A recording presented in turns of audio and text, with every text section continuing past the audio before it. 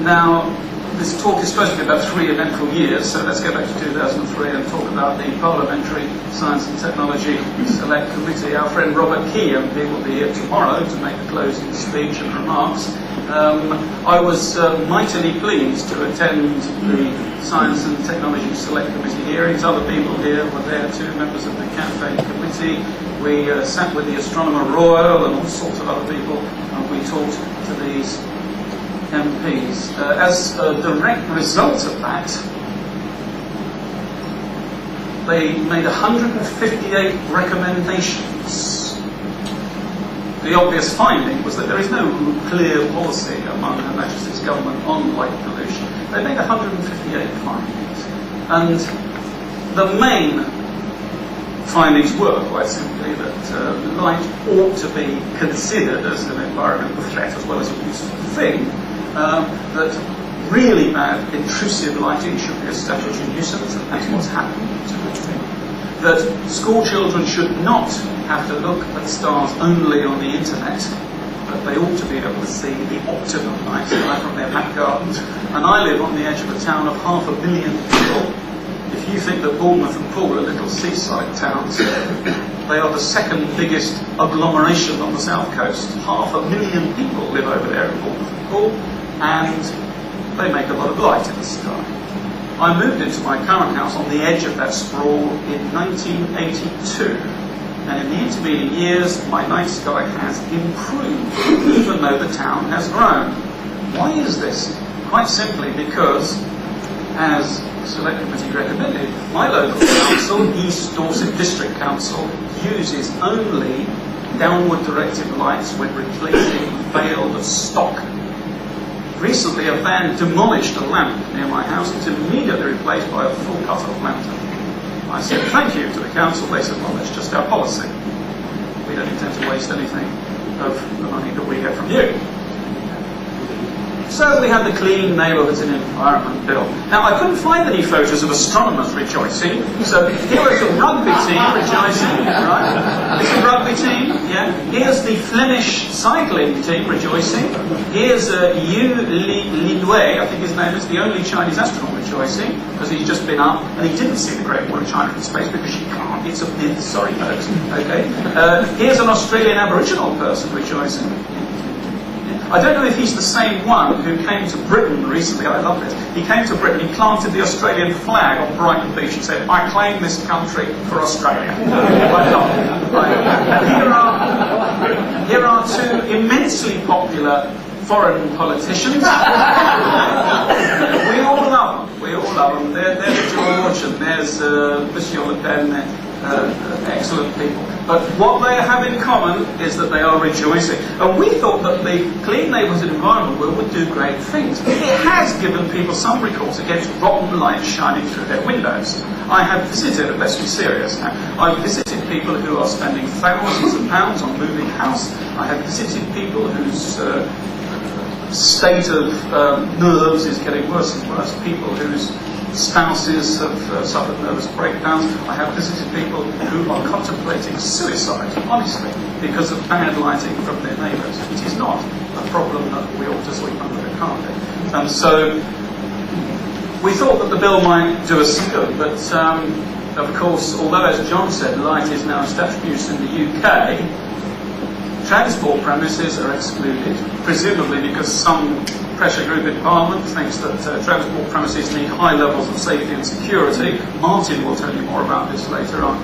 But it puzzles me as to why your neighbour can be fined for putting 1,000 watts through your bedroom window, but the bus station can't. I just cannot understand the logic there. Lighthouses and prisons, perhaps we can live with that, although I must point out that a prison in South Wales recently received the BAA Good Lighting Award, British Astronomical Association's Good Lighting Award, for their sensitive lighting. So even prisons, where people may arrive by helicopter to spring the inmates, it has happened only once, but they can light sensitively too. We'll let the lighthouses carry on, shall we? I think they might be quite useful things. As a gesture to our French delegates here, that's the Pierre Noir off the coast of Brittany. Okay. Essex County Council have favoured selective switch-offs. Some people have been up in arms about it, but a newspaper poll, interestingly, showed 83% of respondents, and they weren't all sort of spurred on by the campaign for Dark Skies, I promise you, saying that it might be a good idea. There are plenty of places in Essex where streetlights are not traditional. Go to Thaden Boys. It's a very urban area near Epping Forest. They don't have any streetlights. And I've spoken to people there, they said, we don't really need them. People have a little light on their porch, you can see quite well to go along the street, and we much prefer to keep the expenses down and have a reasonable view of the stars. Not everybody wants to see the stars, of course, but everybody benefits, as we've already said several times, from the best kind of light. There are some suppositions that I think are still prevalent here and there, that first of all you can't do much about it. Well, I think you certainly can, because things certainly need done about the amount of waste light. There are certain suppositions that light doesn't really matter. This is my travelling planetarium, deflated. It's lying on the floor. It's a big plastic dome, you see. And there is the light on in the school hall. I won't say which school it is. I walked around this school, just as a matter of interest. I counted 151 lights on. It was a bright, sunny day. Sun was streaming through every window. Every light in the building was on. But one doesn't dare to go up to the teachers and say, well, would you mind switching all the lights off? They think you're mad.